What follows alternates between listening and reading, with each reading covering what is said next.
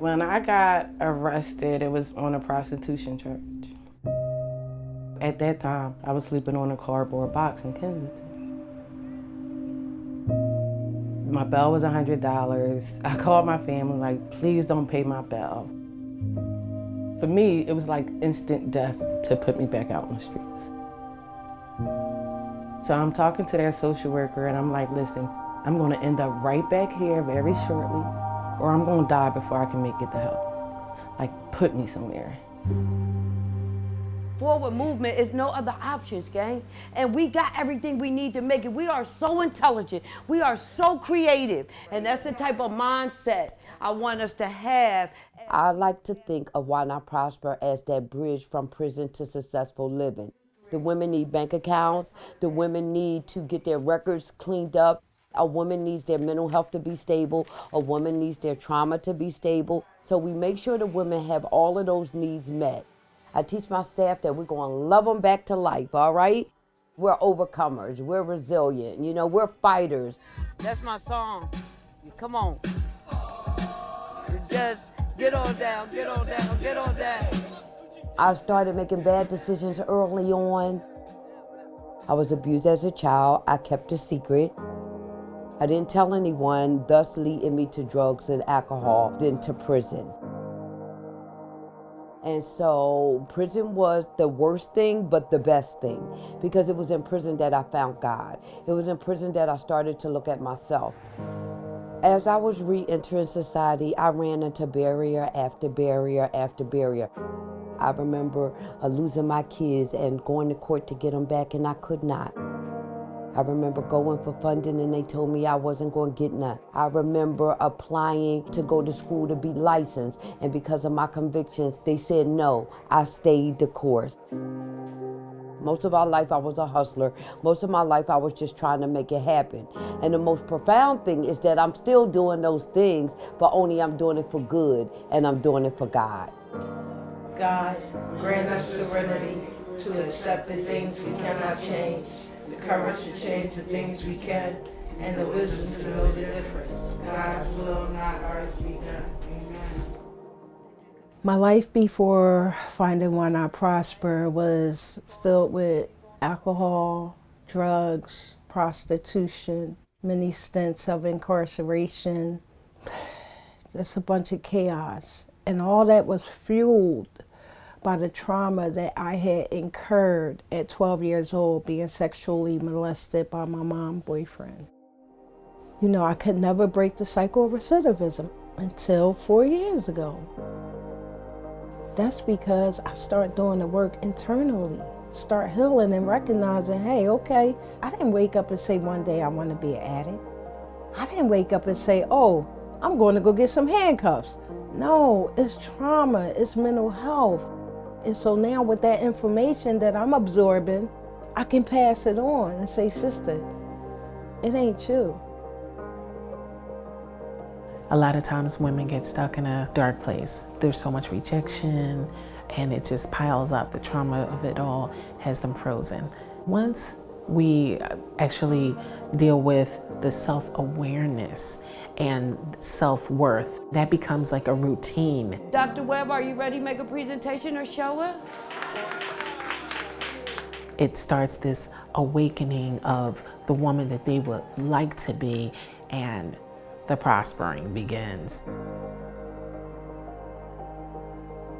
It's hard cleaning up the wreckage of your past, and I had a lot to clean up, but I just keep moving forward. The program provided that safe haven.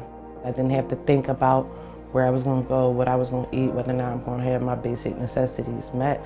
I didn't have to go trick on the streets to make sure I had some sneakers. All these things that people might think is small is like really huge in the beginning part of your recovery process. I give you another one, better yet, not truly understanding cause and effect, that a lot of times is what we put in is what we get out.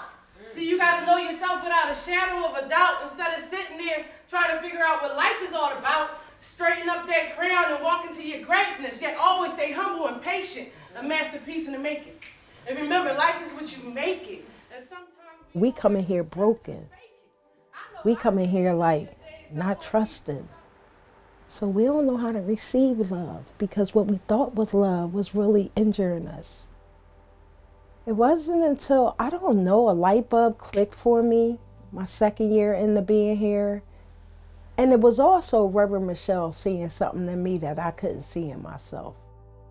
I just challenged her, I stretched her and asked her to just give me a chance, right? And as she began to complete her first year of recovery, I said, okay, what you gonna do next? And I was like, oh, I don't know. And she was like, go to school. And I'm like, go to college at 55, 56 years old? No, you're crazy. Lo and behold, Harcum College, associate's degree, December 2020. Never say die. It get hard sometimes, but never say die. Hey, the blackness. Those connections and those supports that I got here, it definitely was the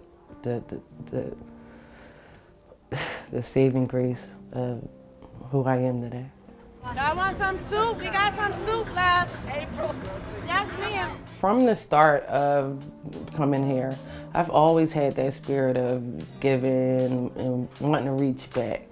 So in 2017, I launched my own project, which I'm turning into a nonprofit now. It's called Caring Helpful Hands. I offer a hand wherever it's needed. There has always been a stranger in my life that blessed me if I was hungry or if I needed something. And that's what humanity is about to me. Because if you have the faith and the strength, there's nothing you can't achieve. And when you get it and you got it, you help your fellow brother. This world could be a better place if we just help each other. I'm tired of walking down the street seeing homeless people trying to eat, but the next person can afford $200 shoes on their feet. We are not our past mistakes, man. We deserve to show our worth. And we deserve the help and support and the love. You know, when you lock up women, you lock up the hope of a community. To be here in this neighborhood, to have my organization here, I get friends I grew up with from 3rd and 4th grade, and they remember me standing on the corner with my hood on my head getting in trouble. And now they ride past and see my name outside on the wall, right? I kept these doors of Why Not Prosper open for 20 good years. Sometimes it was just me and the Lord. Sometimes I didn't have any money. I just knew that I wanted to be supportive to other people. And while I was supporting them, I was supporting myself.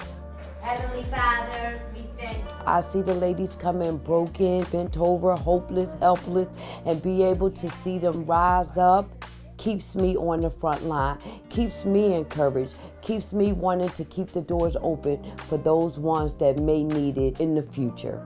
But the throne is right there, so stop settling for these chairs. Let's straighten up the cramp and bask in the truth of it all. Remember, like David and Goliath, even giants fall.